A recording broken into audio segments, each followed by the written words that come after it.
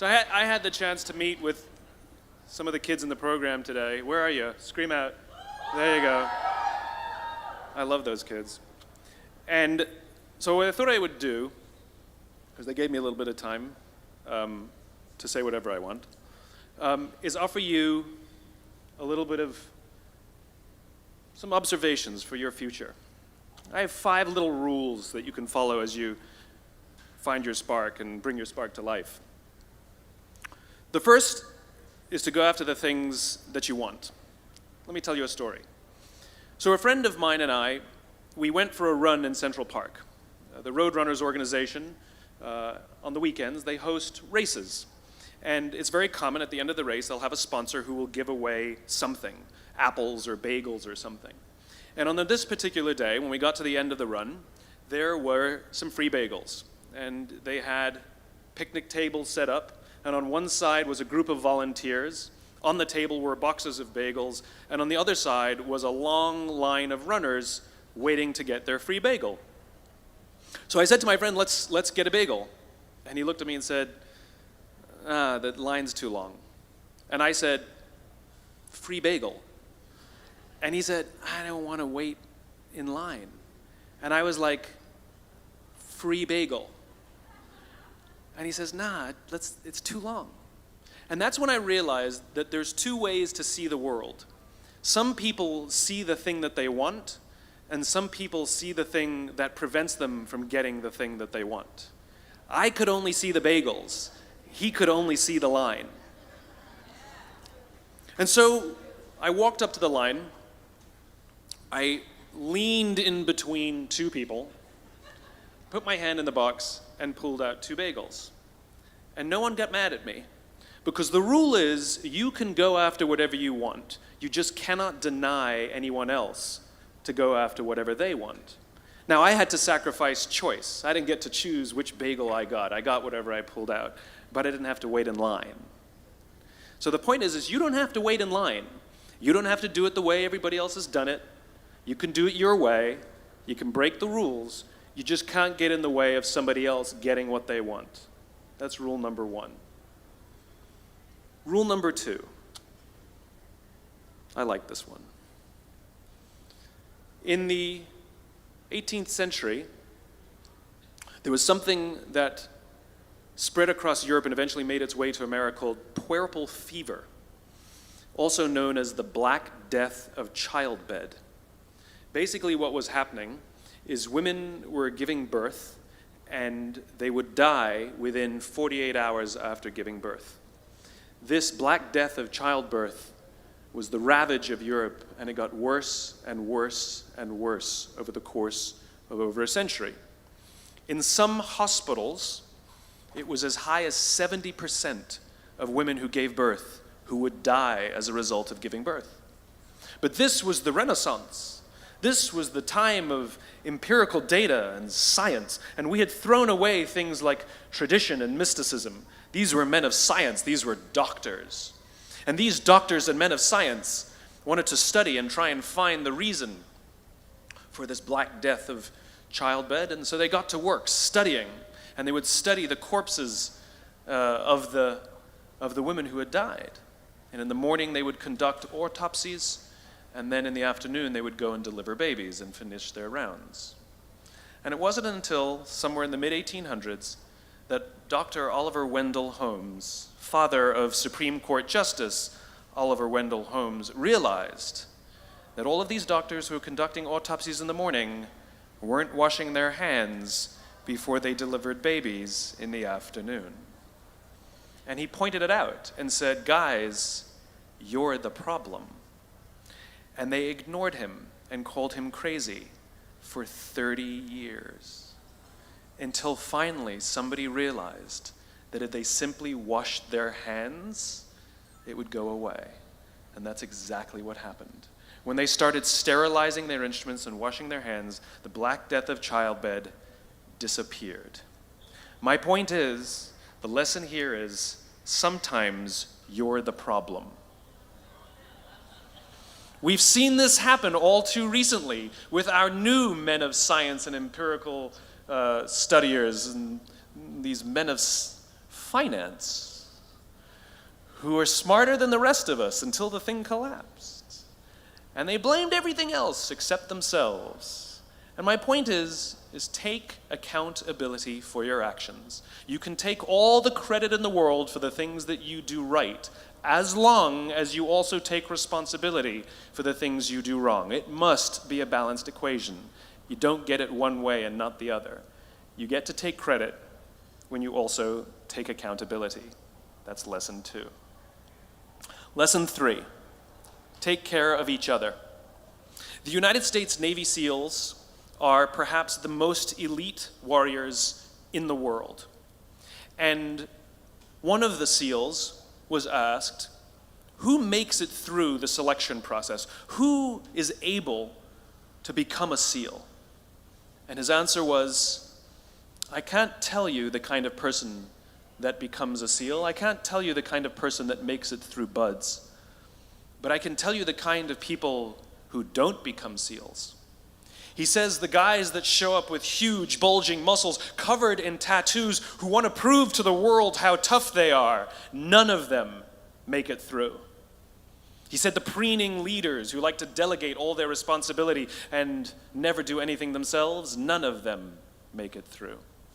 He said the star college athletes who've never really been tested to the core of their being, none of them make it through. He says some of the guys that make it through are skinny and scrawny. He said some of the guys that make it through, you will see them shivering out of fear. He says, however, all the guys that make it through, when they find themselves physically spent, emotionally spent, when they have nothing left to give physically or emotionally, somehow, some way, they are able to find the energy to dig down deep inside themselves, to find the energy to help the guy next to them. They become SEALs, he said. You want to be an elite warrior. It's not about how tough you are. It's not about how smart you are. It's not about how fast you are. If you want to be an elite warrior, you better get really, really good at helping the person to the left of you and helping the person to the right of you. Because that's how people advance in the world. The world is too dangerous and the world is too difficult for you to think that you can do these things alone. If you find your spark, I commend you. Now, who are you going to ask for help, and when are you going to accept help when it's offered? Learn that skill. Learn by practicing helping each other. It'll be the single most valuable thing you ever learn in your entire life, to accept help when it's offered and to ask for it when you know that you can't do it.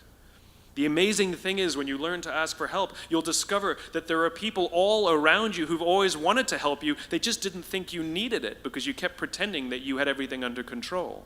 And the minute you say, I don't know what I'm doing, I'm stuck, I'm scared, I don't think I can do this, you will find that lots of people who love you will rush in and take care of you.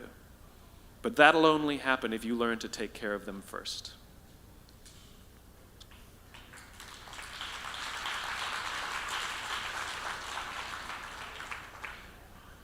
Lesson 4.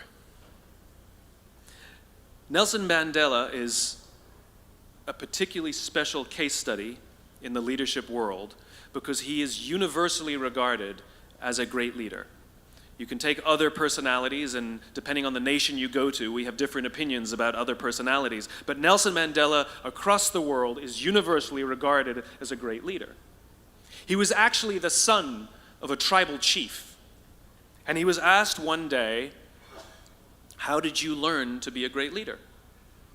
And he responded that he would go with his father to tribal meetings. And he remembers 2 things when his father would meet with other elders. 1, they would always sit in a circle. And 2, his father was always the last to speak. You will be told your whole life that you need to learn to listen. I would say that you need to learn to be the last to speak. I see it in boardrooms every day of the week. Even people who consider themselves good leaders, who may actually be decent leaders, will walk into a room and say, here's the problem, here's what I think, but I'm interested in your opinion, let's go around the room. It's too late.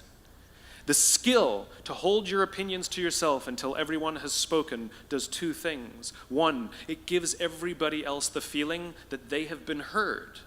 It gives everyone else the ability to feel that they have contributed. And two, you get the benefit of hearing what everybody else has to think before you render your opinion. The skill is really to keep your opinions to yourself. If you agree with somebody, don't nod yes. If you disagree with somebody, don't nod no. Simply sit there, take it all in, and the only thing you're allowed to do is ask questions so that you can understand what they mean and why they have the opinion that they have. You must understand from where they are speaking, why they have the opinion they have, not just what they are saying. And at the end, you will get your turn. It sounds easy, it's not. Practice being the last to speak. That's what Nelson Mandela did.